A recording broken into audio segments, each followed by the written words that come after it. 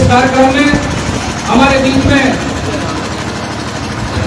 राष्ट्रीय क्रांति मोर्चा के राष्ट्रीय अध्यक्ष देवराम भलावी जी, हमारी पार्टी के वरिष्ठ संरक्षक दादा शिवजय वर्मा जी, जनपद पंचायत विश्वा के अध्यक्ष सतीश भलावी जी, हमारे बीच में पलासिया से चंद्रमोहन सिंह कुंबले जी, छिंदवाड़ा से मनीष कुंबले जी, हमारे बीच में पलासिया से मैं विजय ध्रुवे जी, विश्वा से अनिल कुमार टेकाम जी, जिले के उपाध्यक्ष असाड़ू भलावी जी, इसी क्षेत्र से पूर्व अध्यक्ष निर्मलदास भलावी जी, युवा संगठन के हमारे अध्यक्ष साथीगण, सभी मंच में उपस्थित माताएं बहनें बुजुर्ग साथियों को और यहाँ सामने खड़े नौजवान साथियों को मेरी ओर से जय सेवा, जय बहादुर, जय गोंडवाना।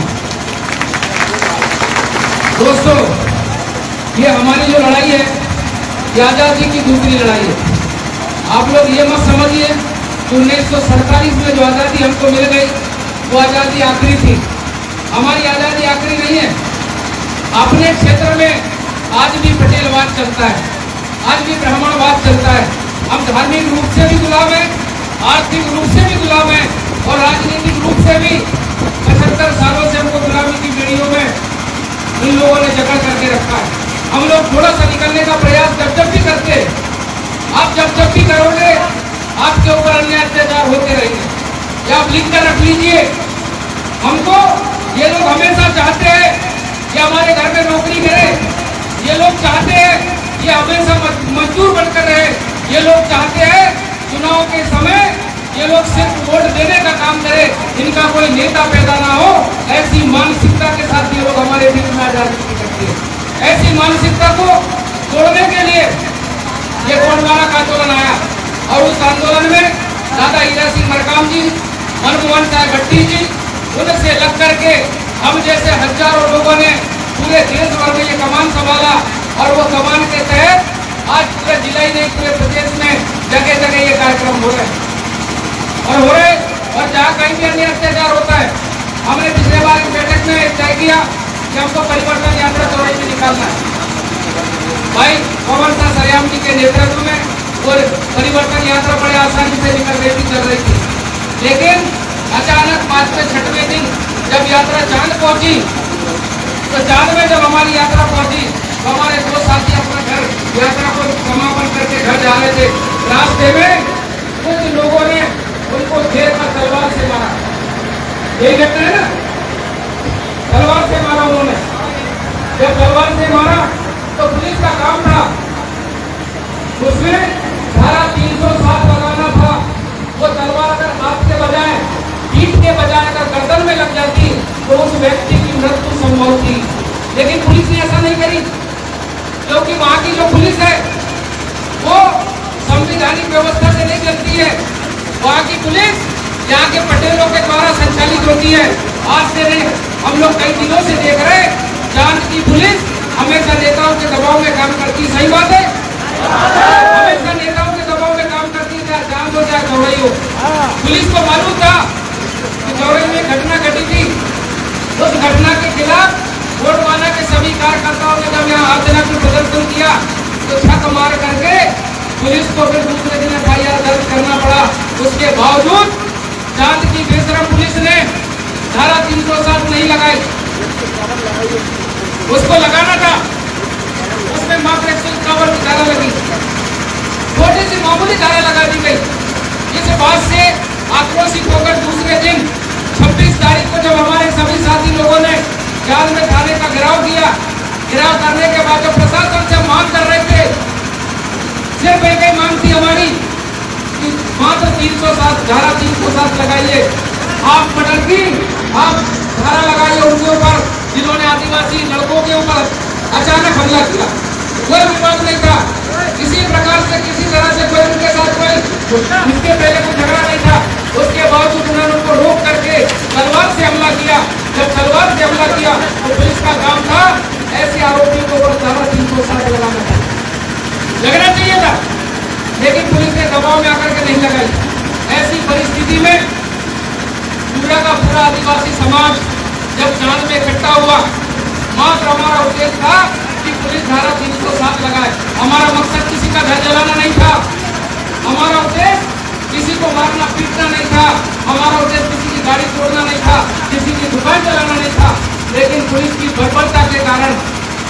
लापरवाही के कारण, पुलिस की नाकामी के कारण चांद थाने में हमारे लोगों ने नहीं तोड़ा।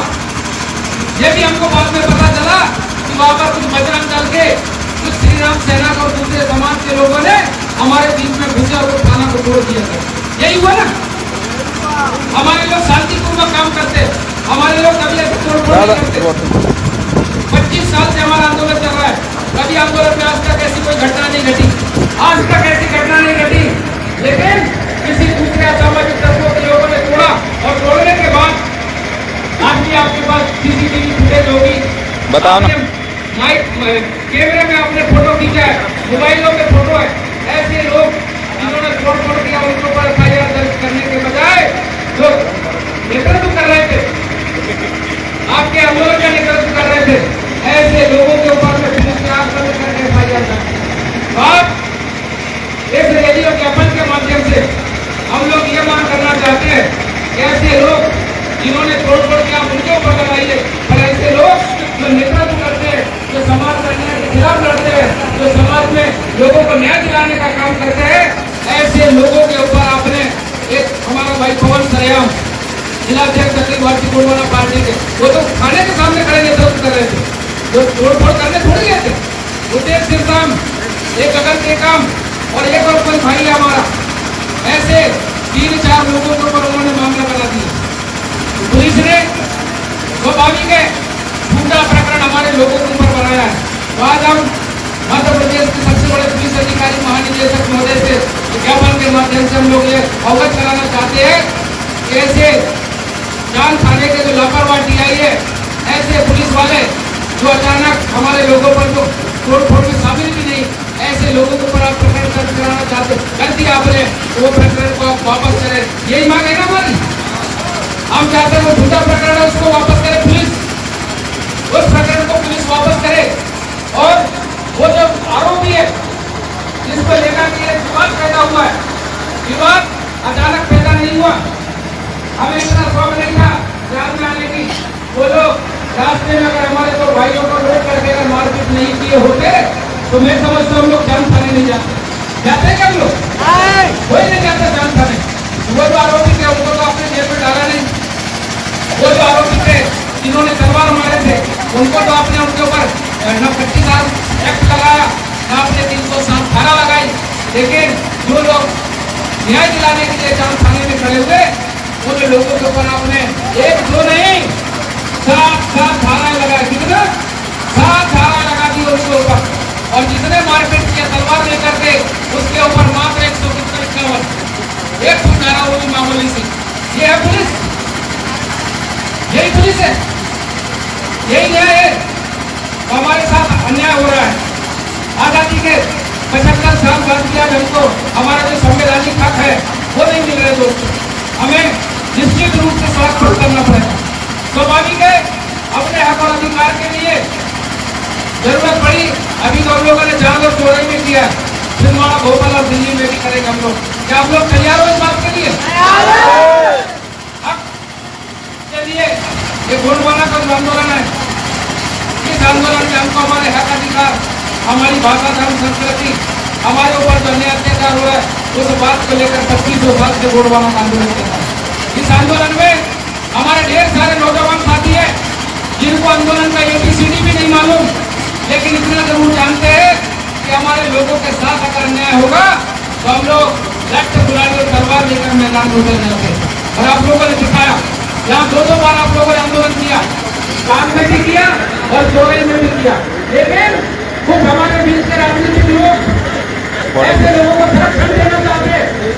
आपने देखा चौराई की घटना, हसुआ की, बड़े बड़े नेता जो भी चुनाव में खड़े हो गए, पंडित रमेश दुबे जी, भाजपा का अध्यक्ष बट्टी साहू, हमारे समाज के नेता नंदन गौरे जी, यही चौराई जनपद का पूर्व जनपद अध्यक्ष निवासी जी, ये ज्ञापन देने गए थे कि बोले रघुवंशी ने आदिवासी को नहीं मारा, तो आदिवासी झूठ बोल रहा बोले, लेकिन पता चला 2 दिन बाद जब पुलिस ने FIR दर्ज करी तो वो लोग चुपचाप अपने घर में घुस गए।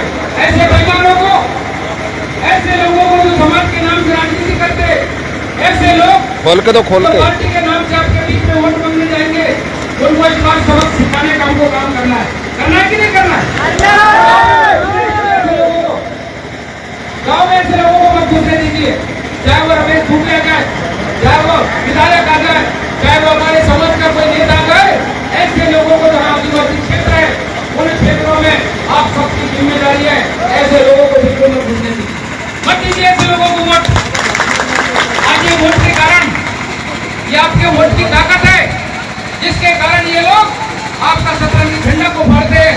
उसी वोट की ताकत है जिसके कारण बजरंग दल और बीजेपी से जुड़ करके हमारे बाल बच्चों को बेचारे रास्ते में रोककर तलवार मारते हैं। क्या ऐसा कर सकते हैं प्रजातंत्र में? क्या उनको ऐसा अधिकार है संविधान में? हर आदमी को स्वतंत्र रूप से जीने का अधिकार है, कोई किसी को दबाव नहीं डाल सकता, कोई नौकरी मजदूरी और चौकीदारी नहीं करा सकता। ये प्रजातंत्र में ये जायज नहीं है। इस बात के लिए संविधान है और उस संवैधानिक व्यवस्था के तहत आज हम कोने में खड़े होकर के हमारे ऊपर जो अत्याचार हो रहा है, हमारे साथियों को जो झूठा बताया गया, उन साथियों के खिलाफ हम और आप लोग व्यवस्थित रूप से रैली निकालकर अनुविभाग के अधिकारियों को ज्ञापन देंगे और ज्ञापन के माध्यम से अपनी बातों पर करेंगे। साथियों, आप लोग ध्यान रखें, किसी प्रकार का कोई भी ऐसी चीज हम लोग ना करें, कोई भी ऐसा काम ना करे जिससे हमारे संगठन में फर्क पड़े, जिससे समाज को लोग गलत भला बुरा कहे। ऐसा काम मेरा निवेदन है जाबाज साथियों से, आपको जोश बहुत जल्दी आता है, लेकिन जोश के साथ होश भी हमको रखना है, होश नहीं खोना है। अगर आपने होश खो दिया तो फिर ये लड़ाई कौन लड़ेगा? कोई लड़ेगा लड़ाई।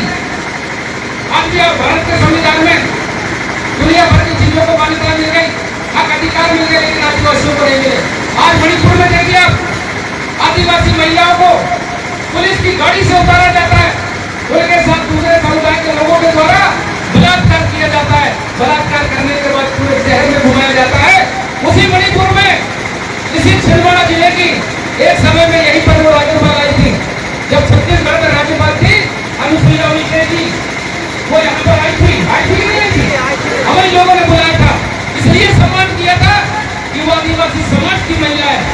हमने इसलिए बुलाया था, राज्यपाल को छत्तीसगढ़ की थी, लेकिन हमने इसलिए बुलाया था कि वो हमारे समाज के छिंदवाड़ा की बेटी है। जब हम समाज के लोग मिलकर सम्मान करें। आज मणिपुर में वही आदिवासी महिला, उनके साथ बलात्कार होता है, सड़कों में घुमाया जाता है, और वो राज्यपाल आज छिंदवाड़ा जिले की दूसरी अनुसुईया उइके जी वहां राज्यपाल है, वो एक शब्द भी नहीं बोलती। इतने शर्म की बात, एक शब्द भी नहीं बोलती। वो चाहे तो सरकार को गिरा सकती है, वो चाहे तो एक झटके में सरकार को उखाड़ के फेंक सकती है। इतना पावर राज्यपाल को संवैधानिक रूप से मिला हुआ होता है। आज बीजेपी के लोग पूरे क्षेत्र में चिल्ला चिल्ला के बता रहे, पूरे देश में बता रहे कि आदिवासी समाज की राष्ट्रपति बनाया हमने। पहली बार इस समाज की महिला राष्ट्रपति है, बोले आदिवासी। कांग्रेस ने कभी नहीं बनाई, दूसरे दल ने नहीं बनाई, हमने बनाया, बोले आदिवासी समाज की राष्ट्रपति। वो राष्ट्रपति बैठ के तुम देख रही है, लेकिन आदिवासी महिलाओं पर बलात्कार नहीं बोल रही। ऐसे लोग क्या समाज की रक्षा कर सकते हैं? ऐसे लोग संविधान को बता सकते हैं? ऐसे लोग हमारे लिए विधानसभा, लोकसभा, राष्ट्रपति और राज्यपाल बोल सकते हैं? जो दूसरों के कहने पर, दूसरे की पार्टियों के दम पे सत्ता में बैठे। आज सीधी जिले में आदिवासी समाज के एक युवक के ऊपर पेशाब किया जाता है। वो नहीं पेशाब करने वाला, सवर्ण जाति का व्यक्ति जिसका नाम है प्रवेश शुक्ला, आदिवासी युवक के ऊपर पेशाब कर दिया उसने। मध्य प्रदेश में 47 विधायक है, कितने? 47 विधायक आदिवासी समाज के। छिंदवाड़ा जिले में 3 विधायक है। कभी आदिवासियों की बात नहीं करते विधानसभा में जाकर, कभी कलेक्टर और एसपी से मिलते नहीं ये लोग जाकर के, कभी छोड़ने की बात लेकर के, कभी एसपी से बात नहीं की उन्होंने। बड़ा धारा में घटना घटी, हम लोगों ने आंदोलन किया, 2 महीने आंदोलन चली। हमारे 2 साथी भाई देव रावण भलावेज और प्रबल दरियाव 21 दिन तक जेल में रहे। उसके लिए कभी सुनील उइके ने नहीं बोला, कभी नीलेश उइके ने नहीं बोला, कभी हर्रई वाले राजा साहब जो विधायक है उन्होंने कभी आदिवासियों के लिए नहीं बोला। इसलिए आज हम और आपको मैदान में उतर करके जो गोलवाना के माध्यम से आवाज उठानी पड़ रही है, इसलिए आपको सड़क पर उतरना पड़ रहा है। तो हमको जरूरत नहीं थी सड़क पर उतरने की। आज कोई दूसरे समाज के साथ हो जाए, उनके समाज के लोग विधानसभा लोकसभा में बात करते हैं, उनके समाज के लोग शासन और प्रशासन पर दबाव बना करके और उनके लोगों को हक अधिकार दिला देते, लेकिन हमारे समाज के लोग कभी हमारे लिए साथ में नहीं उतरते।